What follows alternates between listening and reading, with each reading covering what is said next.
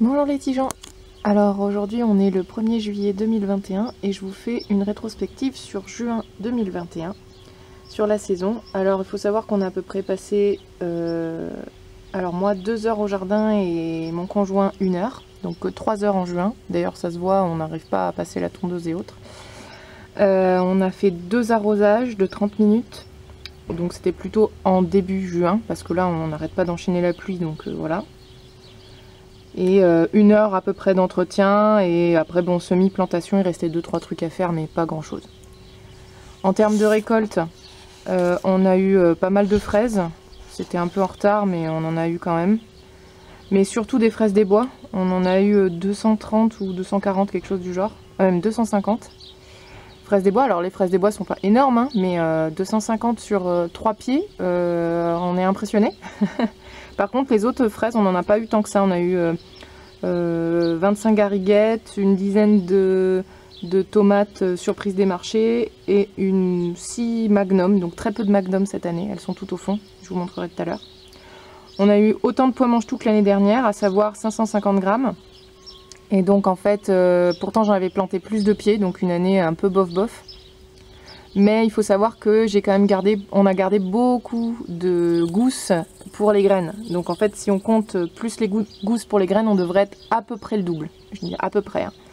Donc voilà, là on en a laissé beaucoup, c'est pour que je puisse faire des graines parce que j'ai tout utilisé de celles de l'année dernière, il me semble, où il m'en reste plus beaucoup.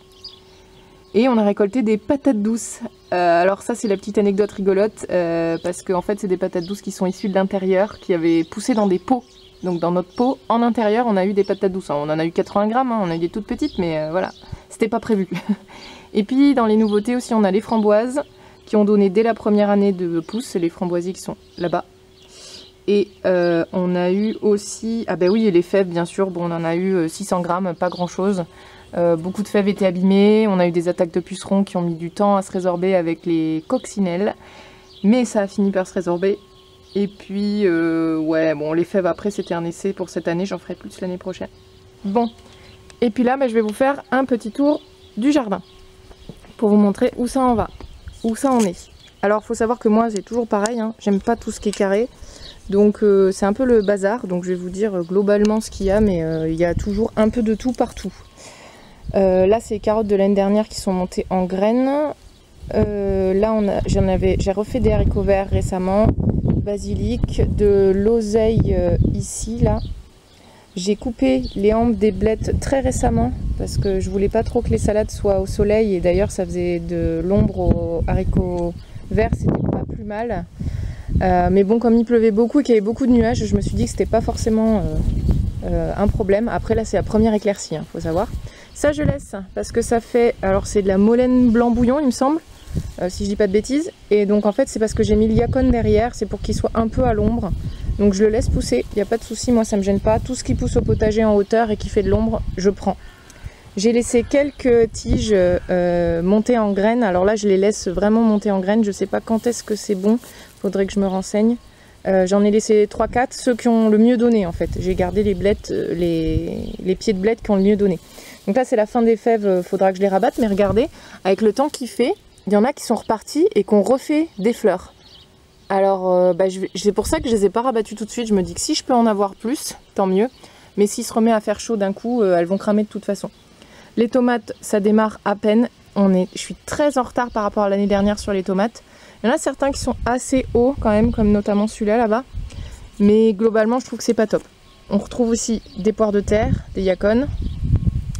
Bon là des pieds spontanés, je vais voir si je les laisse ou pas, ça dépend si le pied de tomate prend bien ou pas. Pareil pour celui-ci. Celui-ci c'est le pied le plus robuste, donc je sais que je vais récupérer les graines de celui-là, parce que le pied qu'il a mené était vraiment robuste. Courge du Berry, première fois que cette année ça prend, il y a plein de petits boutons au pied. L'année dernière ça n'avait pas pris, c'est un pied du commerce parce que j'ai pas réussi à faire les plants moi-même. On voit qu'à côté il y a des plants spontanés de graines que j'ai mis que j'ai balancé comme ça, alors on verra si ça prend, et puis je sais qu'il y a des problèmes d'hybridation, donc bon, à surveiller. J'avais fait un autre rang de haricots verts à l'ombre là, qui a bien pris. Le basilic se plaît bien, j'ai coupé toutes les têtes pour ramifier parce qu'il était en train de monter en graines, et moi je veux pas qu'il monte en graines, je veux qu'il fasse encore plein de feuilles. Donc j'ai coupé toutes les têtes qui montaient en graines. Là pareil, les fèves, c'était les fèves qui avaient subi les pucerons de ce côté-là, donc vous voyez c'est pas bien glorieux, et elles repartent pas par contre, hein. Donc là pareil, j'ai tout à rabattre. Les pois mangent tout, c'est la fin, mais pas tant que ça, c'est-à-dire que ça repousse encore, donc on ne sait jamais. Et je vous dis, j'ai gardé pas mal de gousses, alors je sais pas si on en voit là, par exemple là, c'est pas la plus jolie, non voilà, là il y en a plus là, ici. On voit que j'en ai gardé quand même pas mal. Et ça se mange en petits pois aussi, hein. On a fait le test parce qu'à un moment on avait envie de goûter avec le beau-père et on a testé, ça se mange très bien en petits pois, donc on mangeait juste les graines à l'intérieur. À l'ombre de ça, il y a des carottes, d'ailleurs avec ici une larve de coccinelle que l'on voit. Je sais pas si vous la voyez bien. Donc ça m'étonne pas parce que c'était envahi de pucerons, alors pas au point que ça en devienne problématique, hein, mais du coup ça a quand même tué, je dirais, 5-6 gousses quand même, qui se sont pas développées à cause de ça. Donc pareil, encore des haricots verts. Je laisse, ça c'est un bon couvre-sol, donc j'ai tendance à le laisser. Puis en plus je trouve ça joli avec les petites fleurs oranges. Des trucs spontanés de pommes de terre, mais bon, ça c'est pas grave si ça crève. Ça c'est Little Jack, c'est un collègue qui m'en a passé. On verra si ça prend. Donc la rangée de maïs a tendance à prendre, ça c'est pas mal. J'espère vraiment qu'on aura au moins 3-4 têtes pour goûter. Bon, on voit derrière, alors les poireaux j'en ai mis partout, hein. J'avais vraiment, j'en avais acheté peut-être 80 ou 50, enfin bref, et j'ai planté tous les plus robustes que de la poignée que j'avais acheté. Donc je les ai tous mis partout où il y avait de la place. Entre, on voit un autre plant de courge butternut qui prend.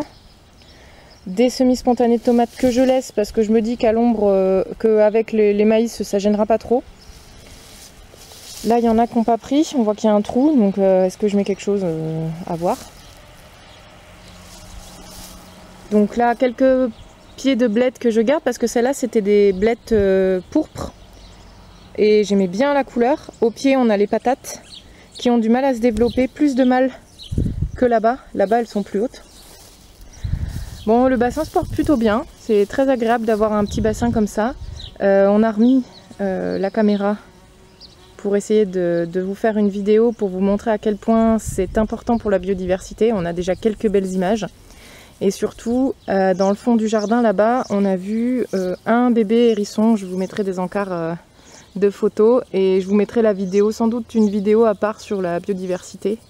Et en fait il loge chez le voisin, il y a un tas de cailloux là, il y a 2 bébés hérissons, ils sont, je sais pas, ils font 10 cm. Alors ils sont autonomes, hein. On a vu la mère beaucoup plus grosse, elle faisait presque 25-30 cm, mais elle est morte, on sait pas trop pourquoi, mais en tout cas elle est morte et on l'a retrouvée. Donc les petits sont un peu livrés à eux-mêmes. Donc, mais je leur ai mis un écuelle d'eau là. Qui se remplit avec la pluie, donc je m'inquiète pas trop en termes d'eau. En plus ils ont le bassin et j'ai mis plein de choses pour pas qu'ils se noient. Et en plus ils peuvent aller piocher s'ils ont vraiment faim. Il y a des fraises des bois un peu partout, des fraises et des framboises, enfin je veux dire normalement ils devraient s'en sortir. Donc là il y a des fraises des bois. Le cerisier n'a rien donné à cause des gelées, tout avait gelé, mais il est quand même reparti, il a refait du bois. Alors je vais pas pouvoir laisser les deux, hein, mais je verrai celle que je laisse pousser, mais j'évite de trop le tailler, j'essaie de le laisser s'exprimer parce que j'ai déjà taillé sévèrement déjà quand je l'ai planté, et puis après il me l'avait pas bien taillé en fait quand je suis sortie de jardinerie, et je m'en suis rendu compte qu'après quand j'ai appris à tailler. Et ben là on a des framboises, c'est les framboisiers que m'ont donné une collègue, donc ben là je vais les cueillir cet après-midi pour les manger ce soir avec une amie. Donc il y en a 4, bon c'est pas énorme mais j'ai pas beaucoup de pieds, hein. Je démarre, c'est la première année où ça fonctionne déjà. Donc là c'est le coin qu'on touche pas, vous voyez c'est très haut et ça va très bien avec le jardin du voisin qui est très peu entretenu, il est juste fauché 2 fois par an. Je vous montre une énorme fourmilière parce qu'on tond très peu, donc on a des grosses fourmilières un peu partout. Mais là je les laisse parce qu'elles ne me gênent pas à cet endroit là, quand elles sont dans le potager, je mets un peu d'eau et j'attends qu'elles se barrent. C'est déjà arrivé notamment ici. Je voulais planter une patate douce, il y avait les larves des fourmis. Je suis repassée 10 minutes après les avoir dérangées, elles avaient tout fait bouger. Alors ici nous avons encore des pieds de tomates, des spontanés de patates, donc ça c'est de l'année dernière. Et on a dû en laisser 1 ou 2. Il y a des échalotes un peu partout, alors on les voit pas parce que les feuilles sont en mauvais état, mais il va bientôt en juillet, je crois qu'il faut que je les récolte. Là on a de la patate douce qui a enfin pris. Donc ça c'est une bonne nouvelle. Mon objectif c'était de la faire prendre sur le pied de blette, mais il y a un problème de retard de croissance, donc je la ferai pousser là-dessus, sur les poteaux. Là il faut absolument qu'on ait les graines de celle-ci parce que c'est celle qui nous fait des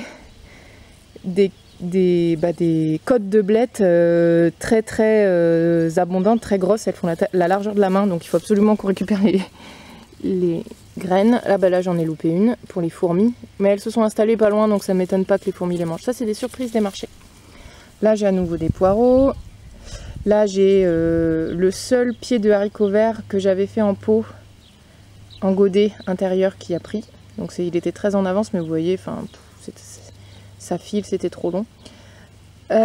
Donc là pareil, surprise des marchés. On a des fleurs ici qui poussent. Alors c'est soit de la bourrache, soit des œillets d'Inde. Alors très en retard, hein, c'était première fois, il nous restait ça.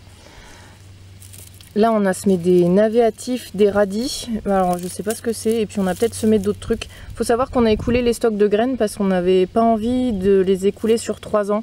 Nous on essaie de faire sur 2 ans à chaque fois. Tiens, c'est quoi ça? Enfin bon. La magie de se balader dans le jardin et de trouver des choses qu'on connaît pas, je trouve ça super. Donc là deux petits plants de betteraves que j'avais acheté dans le commerce. L'oseille dont j'ai coupé la rampe florale que j'ai mis là. Si elle fait des petits, tant mieux. Si elle fait pas des petits, c'est pas trop grave. Je veux juste qu'elle reprenne dans l'idéal. On n'en mange pas tant que ça, mais en avoir une ou deux feuilles dans les soupes, c'est quand même pas mal. Un yacon là-bas aussi. Donc là j'ai rabattu des pieds de poireaux. Alors des poireaux normaux. Hein. Ça, je crois que c'est des Saint-Victor, mais je veux pas dire de conneries. Des poireaux que j'ai achetés dans le commerce. Des sucrines qui du coup sont un peu plus au soleil depuis que j'ai rabattu certaines blettes. Là c'est quoi? C'était du maïs. Je sais plus, je crois que j'avais mis des pieds de maïs, mais je pensais pas que ça avait pris. C'est peut-être des pieds de maïs. Il me semble que j'en ai mis à cet endroit là. Faut savoir que je ne fais plus d'étiquettes parce que j'arrive à peu près à reconnaître quand c'est petit ce que c'est. Et pourtant ça fait qu'1 an, hein. Et en fait j'ai plus assez d'étiquettes vu que je fais du fouillis. Donc c'est l'inconvénient de faire du fouillis, je peux pas mettre des étiquettes partout. Je prends le risque, moi je préfère. Donc là j'ai encore, j'ai récolté hier quoi, regardez-moi ça. Alors certaines elles sont vraiment grosses hein. Pour des fraises des bois, enfin voilà. Alors il y a les petites fraises des bois, celles qu'on trouve habituellement quoi, qui sont beaucoup plus petites. Et puis il y en a d'autres qui sont énormes. Le thym serpollet qui est magnifique. Juste magnifique, donc j'en ai pris quelques tiges hier pour faire avec les courgettes, c'était très bon. Ça fait le bonheur des insectes, et on voit, ça butine sévère. Un autre pied de tomate. Et puis, alors du coup le poireau perpétuel il doit être un peu... Ah tiens, j'ai encore de la ronce là, il faut que je le coupe. Oui c'est le problème, c'est qu'entre les fraisiers et les ronces, c'est pas super évident à la feuille de les reconnaître. Donc il y en a que je coupe au fur et à mesure, mais là il y en a un qu'il faudra que j'aille couper. Bon, je les coupe à la base, hein, je m'embête pas, de toute façon, comme c'est un jardin locatif, je suis pas censée rester non plus des années et des années, donc je les détruis pas définitivement on va dire. Et là ça c'est du poireau perpétuel. Alors on a mangé le vert il n'y a pas trop longtemps et il repart, et de l'autre côté d'ailleurs il est en graines. Là-bas il est en graines, il est en train de monter. Donc ça me dérange pas. Et on a nos edamame ici. Qui commence à faire un tout petit truc,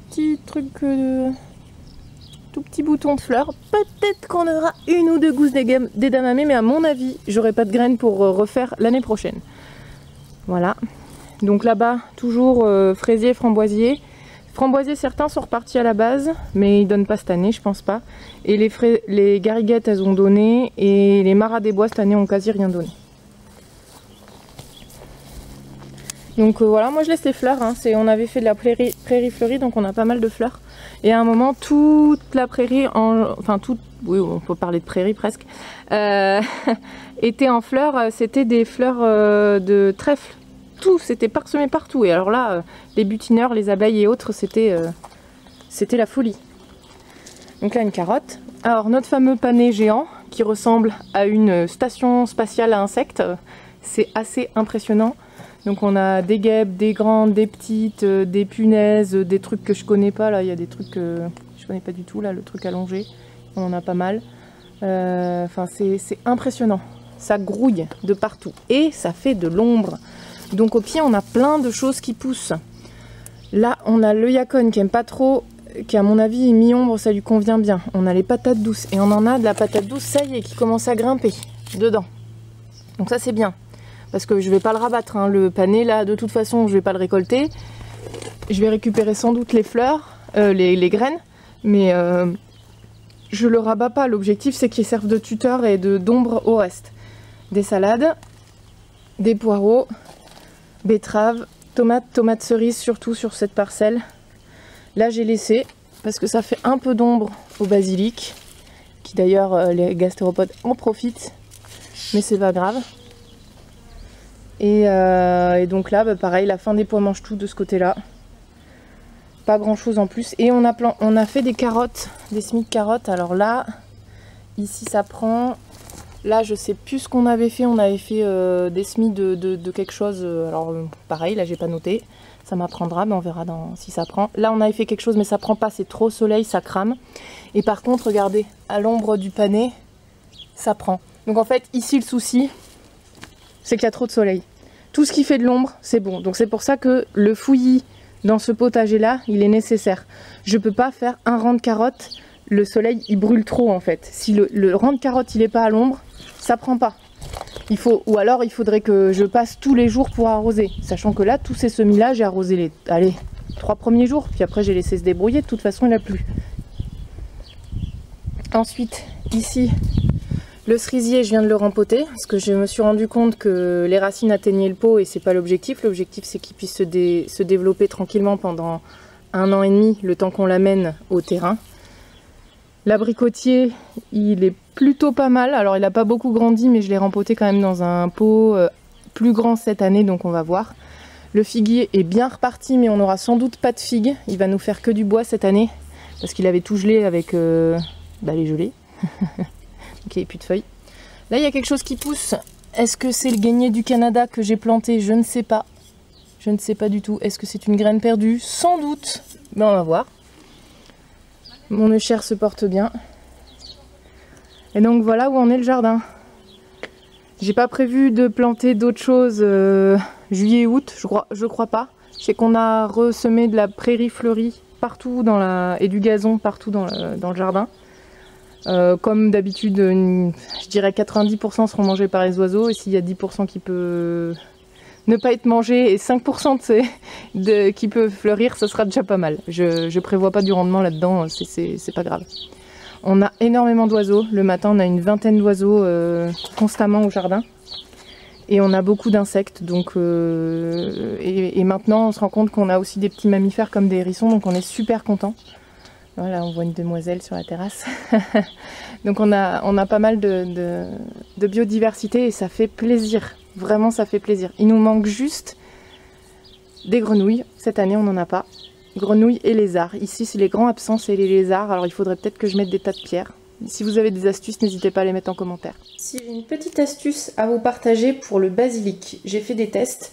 Ça, c'est du basilic que j'ai en intérieur. Alors en fait, celui-là, je l'ai laissé monter en graines et en fleurs et je l'ai laissé. Et en fait, le pied s'est épuisé et donc il est mort. Et je sais que les basilics, normalement, c'est censé mourir après la floraison. Sauf que moi, j'ai des basilics d'intérieur que j'ai réussi à garder 3 voire 4 ans.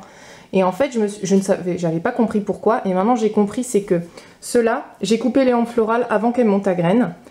Et je lui ai enlevé toutes les feuilles qui étaient abîmées. Et donc il est reparti, alors que ceux-là je ne l'ai pas fait, et eux ils sont morts.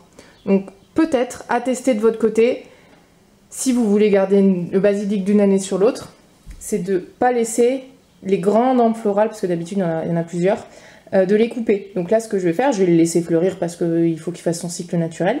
Mais il y a un moment, quand je vais voir qu'il galère à maintenir ses feuilles et qu'elles deviennent un peu jaunes, hop, je lui coupe la tête. Et vous voyez, ceux-là, ils repartent à la base, donc je les ai coupés. Et ils repartent. Alors la mise au point se fait pas dessus, mais je peux vous dire qu'ils repartent. Donc voilà. J'espère qu'ils tiendront encore une année parce que j'ai l'habitude de garder mes basiliques d'une année sur l'autre. Et c'était peut-être pour ça, parce qu'à l'époque, je laissais jamais les hampes florales monter en graines. Je pensais que le bourgeon, ouais, comme ça là, je pensais que ça c'était une dégénérescence et donc je le coupais systématiquement. Mais je le savais pas à l'époque. Et du coup, mon basilic, je l'ai gardé 3 ans et ma mère, elle comprenait pas. Voilà, ça c'était la petite anecdote à tester de votre côté. Peut-être que ça marche. Si vous voulez pas récupérer de graines en tout cas. Allez, bah, je vous fais la dernière petite parenthèse. Il me reste toujours en intérieur ce pied d'aubergine. Alors non, aubergine c'est celui-là, et là c'est les physalis. J'ose pas trop les mettre dehors parce qu'on a des températures relativement froides. Donc pour l'instant je les garde en intérieur. Mais normalement ça courant début juillet, je devrais les mettre au potager ou à défaut dans un pot plus grand, au moins les rempoter. Donc on verra. Le reste, c'est pas lié au potager, je vous ferai une vidéo dédiée. Merci d'avoir suivi la vidéo, je vous dis à la prochaine.